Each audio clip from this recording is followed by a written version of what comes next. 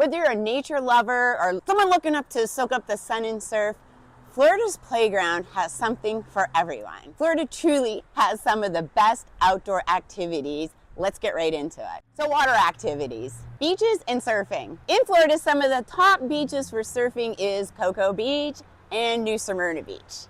If you come here and you're a surfer, you definitely want to check out either one of those places. They have surfing contests and surfing schools and tips for beginners, all kinds of surfing stuff. I don't surf or anything to do with it, but I know many people that have contacted me from my YouTube channel and bought a home with me. They were very interested in surfing, and I was able to get them into a property right by the beach so they can live their dream of living in Florida, surfing all the time. Snorkeling and scuba diving is another popular water activity here in Florida, especially down in the Florida Keys. And there are coral reef state parks where snorkeling and scuba diving is amazing. I know a lot of springs you can go snorkeling in, even around here in Central Florida. I've done it myself. The water is super cold, but it's fun to just sit there and snorkel because it's crystal clear water. You can see really easily, and all these beautiful fish, and I don't know, sometimes even an alligator, but you just stay away from the shoreline. I don't know what to tell you. There's a lot of unique underwater activity and marine life when you do decide to go snorkeling and scuba diving here in Florida. Another popular one is kayaking and paddleboarding. I see it all the time on the river. People going out with their paddleboarding. I know they host paddleboarding classes for beginners, people just going out on their own. It seems to be a real popular sport here in Florida. Another one is kayaking. You'll see a lot of that too because we have some great rivers where it's real easy to go kayaking and or paddleboarding. Another popular spot to do that again is some of our beautiful springs we have here in Florida. Some of them will allow you to do all kinds of boating activities, usually without a motor. So like kayaking or paddleboarding or maybe even canoeing into some of these streams. When I was out at Silver Springs a few weeks ago, there was lots of people who brought their own I think there were canoes, kayaks, and they have launches where you can put them into the park very easily. It's really geared towards helping people live an active outdoor lifestyle here in Florida if that's what interests you. And if you don't have your own, there's plenty of places that have rentals and even guided tours. Speaking of water activities, I don't know if you can see, there's a group of guys out on a boat, and I keep seeing a dolphin or something popping its head up behind me. Trying to look. Hopefully you can see it. And it looks like they're net fishing or something out there. As they're standing up or sitting on a really high chair, obviously boating and fishing is not one of my primary activities, but they sure seem to be enjoying it. So for more outdoor activities, we have a lot of wildlife and nature explorations. Let's talk about the Everglades. If you go down the Everglades, there's endless outdoor nature activities you can do down there. There's trails and hiking paths, of course, airboat rides that'll take you through all the swamps and see all kinds of crazy critters living in the swamps that you normally wouldn't get to see, or maybe you do get to see. Hiking and canoeing opportunities. Matter of fact, like I said, the last time I was down there, we did a little bit of walking around. Very little, because every time I'd hear a twig or a leaf or something, I was so paranoid it was an alligator or a bear or huge anaconda coming out of the woods. I just couldn't do it. My heart kept beating too much, so I had to get on out of there. My friend kept spotting alligators so much I kept calling her the alligator whisperer. It was nice, but I was enjoying it much better from a distance after that. If you're into that type of stuff, you're not a big pansy, say like myself, or afraid of your own shadow, Everglades would be an amazing place to go visit. It was absolutely beautiful. I do plan on going down there again someday because it is so big. I hardly seen even a fraction of it when I was there. A lot of people like to come here and do manatee watching.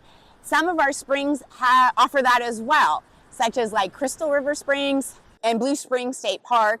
You are going to see manatees there, and they're just so beautiful. They look like a little floating cow or something. They're very slow moving. We also have bird watching here. I don't bird watch, but I know we have over 500 different species of bird watching. So if you are into bird watching, we have some great places to watch birds. Notable spots Merritt Island National Refuge Center and Corkscrew Swamp Sanctuary, where you can see some amazing birds. Now we have adventure in sports. Again, going back to fishing, like I think that's what those guys were doing out there. We have saltwater and freshwater options. I don't know a whole lot about the licensing procedure, but I can tell you when my son was younger, he's 23 now, so he doesn't hang out with me, especially when he goes fishing as much. It's more with his buddies. I would take him fishing because that's what really he wanted to do. And I found out, like, sometimes he'd be like, here, can you hold my pole? He had a license. I didn't. If a ranger or whatever they're called would have came up, I could have gotten in trouble. So I did look into it, and I did get a fishing license. It was free. Some places will charge you a few dollars, but there's plenty of options. You can get a free fishing license, and of course then I think if you go out on a boat, that's a different type of license. I ended up getting one that covered literally everything because we kept doing all types of fishing. I think it was like $20. It was very, very affordable. Make sure you get your license. Sometimes you can walk up and down the beach and you'll see poles, especially in the morning, I think before the beachgoers get here, and you'll see poles sticking out of the ground, and they just have them shot way out there into the ocean. And if you walk up to them, oftentimes in their buckets, they may even have like a baby shark or some really cool looking fish. I love to stop and look to see what they've caught for the day. They're usually more than happy to talk to you a little bit because they've been sitting here all day bored anyways. So I love talking about what kind of fish they're catching and what's like their coolest fish they ever caught, type stuff like that. Also, there's hiking and biking. We have some popular Florida trails here, such as Florida Trail, Black Bear Wilderness Lake. We have bike-friendly cities and coastal rides, which are beautiful. I myself have proud owner of 2 bikes. I do actually ride one of them when the heat's not so bad, like in the winter months. I absolutely love riding across the street and coming down this beach because like here in Daytona Beach, it's quartz sand, so you can ride right on the sand most times. It's hard enough. But if you're down south or somewhere like Fort Lauderdale, I've been down there. They have beautiful sidewalks that run all up and down the beach, so you can ride your bike and just look out at the beautiful ocean. Miami, everybody has places where you can ride your bike. It's very bike friendly. And of course, it's very hiking friendly. I've been on a few places I've shared with you. I plan on doing many, many more up and down Florida. So that way you can also see a little bit about some of the places you can go hiking when you decide to come to Florida, whether vacation or moving. And of course, if you're moving here, please go ahead and get in touch with me. If I can't help you, I will find someone that can move you to Florida. Then we have camping and RVing, plenty of camping and RVing sites where you can go. It's very, very friendly for that. I see them all over. They almost look like a resort, beautiful places to be. If I was to start camping, which I really don't think that's ever gonna happen again, but even like traveling in an RV, Florida is definitely equipped for that. How about horseback riding on the beach? Yes, Florida has that too. There are locations that offer horseback riding on the beach, such as St. Augustine, Melbourne Beach, Hutchinson Island, and Amelia Island, just to name a few. There may be others, but those are the ones from researching I noticed. I know Daytona, you cannot ride a horse on the beach, but there's places nearby you can ride a horse, because I see people riding their horses down the street sometimes way out on Route 40 in Ormond. So of course, when you plan on coming here, you're going to have certain times of the year that are going to be more suitable for hiking and biking than others, and water sports. Pretty much anything with the water you can do year round here. I see people come down here and what I would figure too cold, like I actually have a jacket on, and they'll be in the water swimming. So to each its own, just do your research. If you live here, super easy to find your way around.